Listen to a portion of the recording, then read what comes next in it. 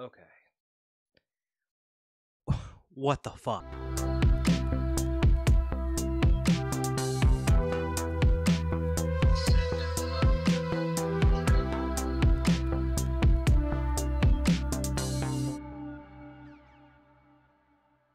Hey everybody, welcome to Cinema Trip Reviews. I am Wyatt, and today we're going to be talking about the David Lynch 2006 movie Inland Empire, starring Laura Dern and Justin Theroux, and also Jeremy Irons is in there as well.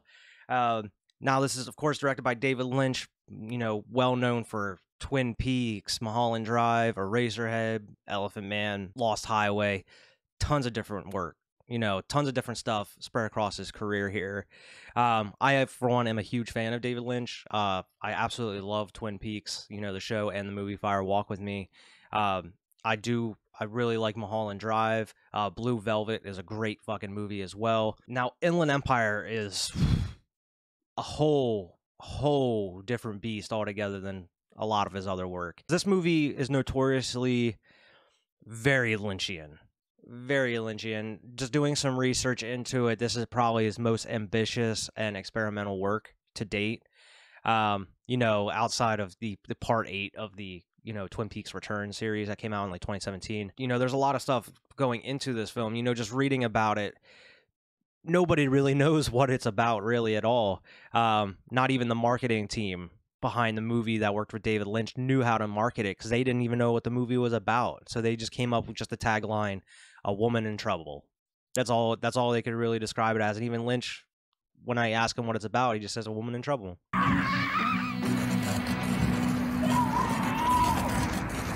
What the bloody hell's going on? Just that tells you're in for a ride if you watch this movie. This movie is almost, a minute away from 3 hours long. And that is incredibly long for this type of movie, because this is a movie I've never seen anything like it before. There's still a lot of weird stuff in the beginning, but I would say probably through the first half hour, 40 minutes, you actually get some resemblance of a regular movie in some sense. But from, that 30 or 40 minutes to the end of the movie, you just get crazy nightmare, fever dream, vibes. Just a lot of crazy out there experimental stuff. And, and there's a good reason for it. It's David Lynch. This was David Lynch's last feature film before he went on and just doing all of his shorts. He does like the weather reports every day on YouTube and the number of the day. He also made, Twin Peaks, The Return in 2017 with Showtime. There was a rumored other series that was in production called Wisteria, or an Unrecorded Night. Supposedly supposed to be like a spin-off kind of Twin Peaks, kind of a continuation of the end of Twin Peaks, which, keep my fingers crossed, hoping it still happens.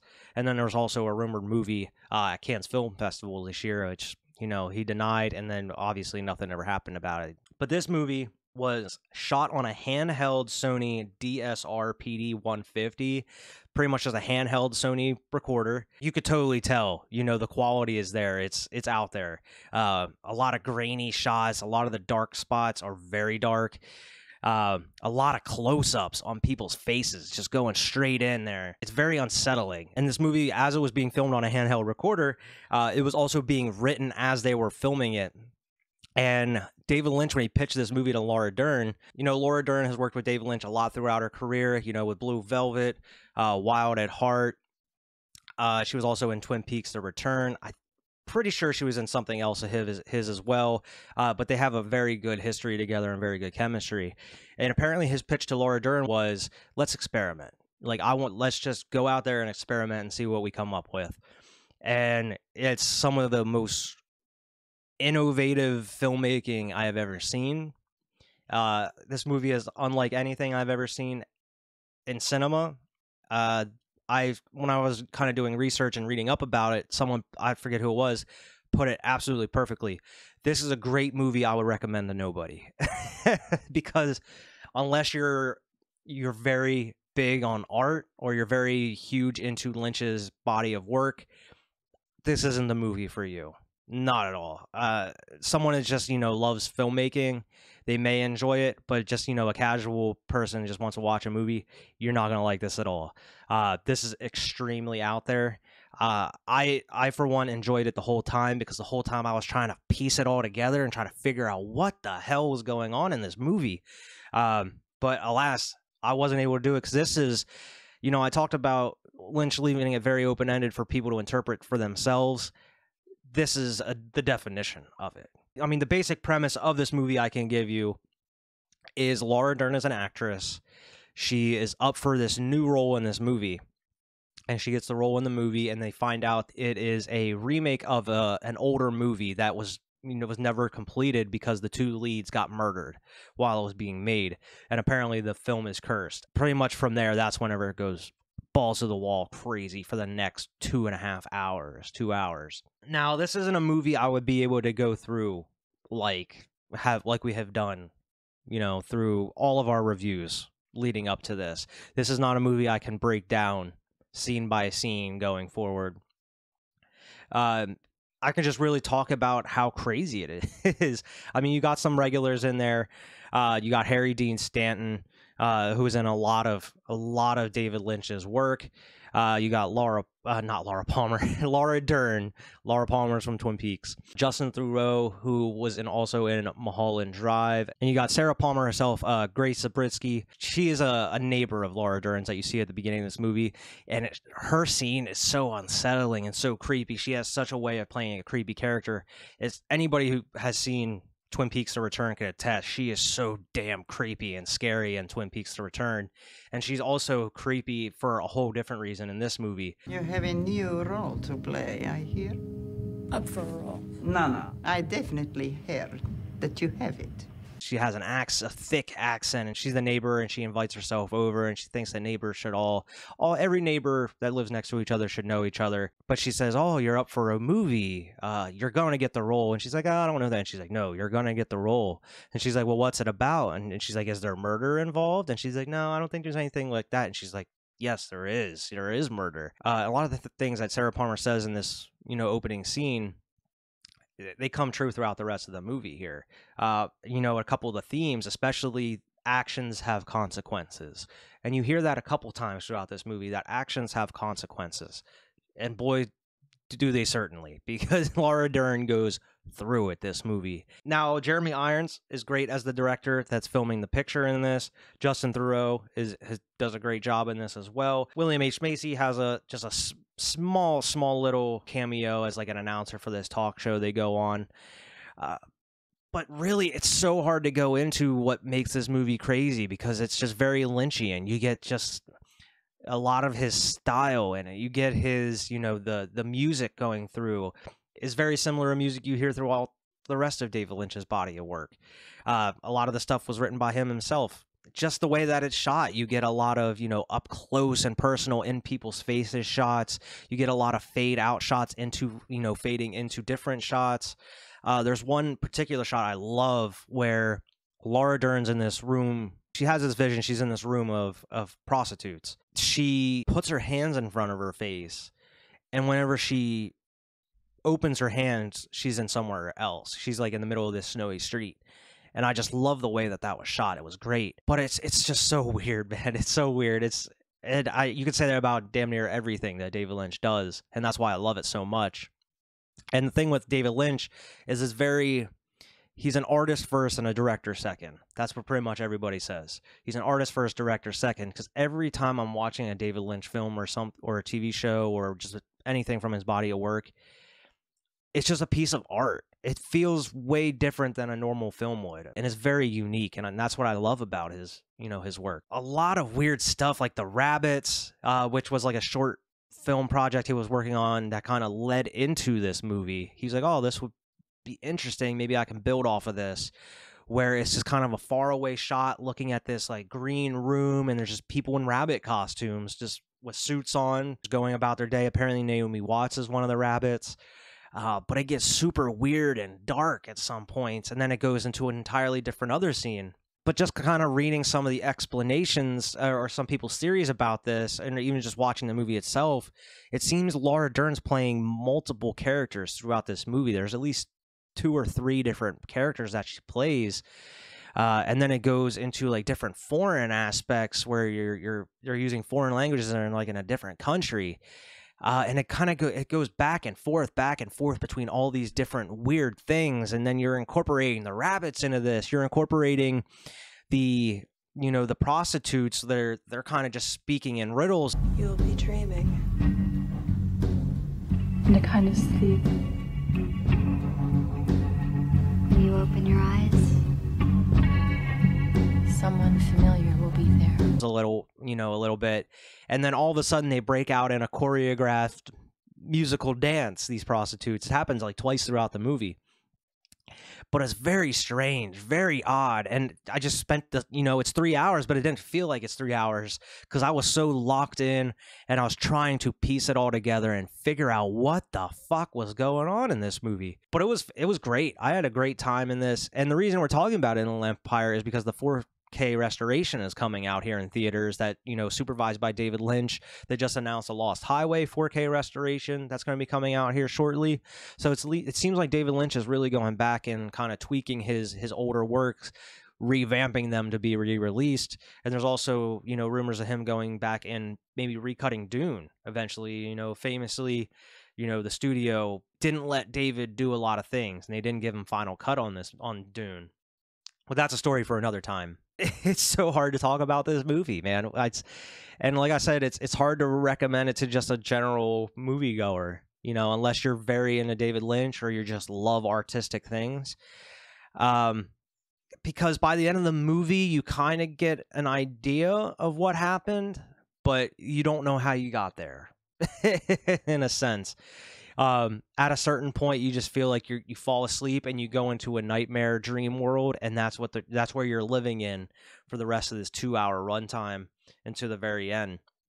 And there's a couple spots in the movie that are just so creepy and so I don't want to say scary, but there's a couple jump scares in this as well. He's just very, very good at giving you that creepy, dark, atmospheric movie where you just know something's not going to go right. But talk about Laura Dern, man. David Lynch, famously, after this movie, he didn't have the money to go out and buy a bunch of ads in the local trades to try to support Laura Dern for an Oscar at that point. 'Cause damn well she probably deserved it. Watching this movie, she gives one hell of a performance. Laura Dern is absolutely fantastic in this movie. I mean, she's fantastic in damn near everything she does as well. But famously, David Lynch went out in the middle of like Hollywood, just sitting in a director's chair with this huge banner that says, "For your consideration, Laura Dern." And then he just sat there and there was a cow beside him. I don't think there's any cows in this movie. Just trying to get support for her to get nominated for an Oscar. And it didn't work, but it got a lot of attention for good reasons. And it's just another example of just David Lynch doing things outside of the norm, which, I love and I respect from him at the same time, because he does whatever he wants, whenever he wants. But I love it, man. And it's so funny because I throughout this movie, I was sitting here and I was just taking, I took a couple pages of notes, just thinking, oh, I'm going to go through and try to break down this, because like I said, through the first 40 minutes, I was like, okay, it's a little weird. It's David Lynch, but I don't think it's as weird as what people were saying. Like, I'm kind of getting the gist of it a little bit. I'm following the story, and then bam, it hits you with all the crazy shit for the rest of the movie. And I kind of gave up on the notes because I was like, I have no clue how I'm going to review and break down this fucking movie.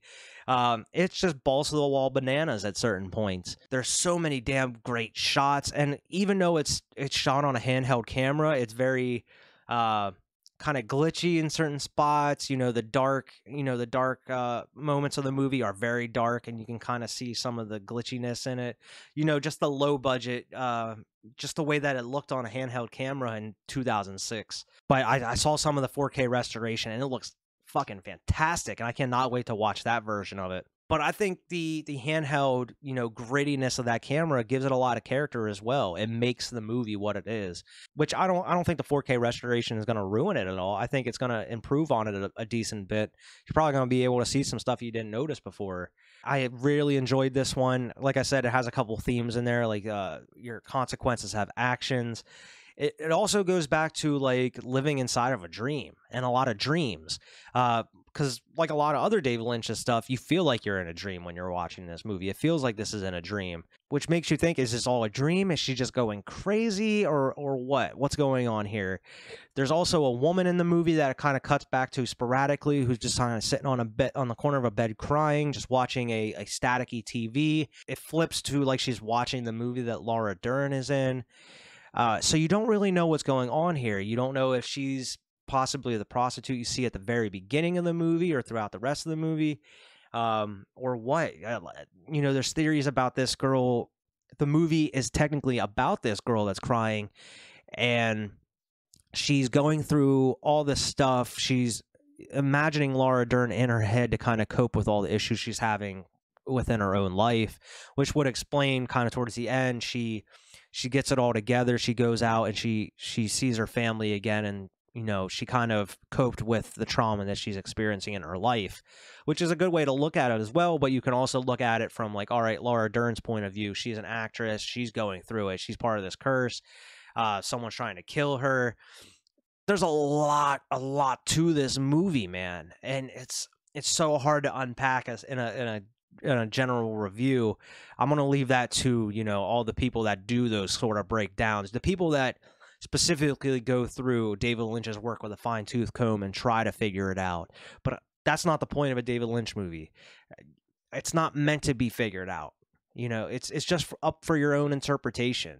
I don't think when he makes these movies, obviously he sees something in these. There's something that he gets out of it. There's a vision that he sees. But to everybody else, he wants you to have your own interpretation of it. There's just not a set thing about this movie that you can figure out.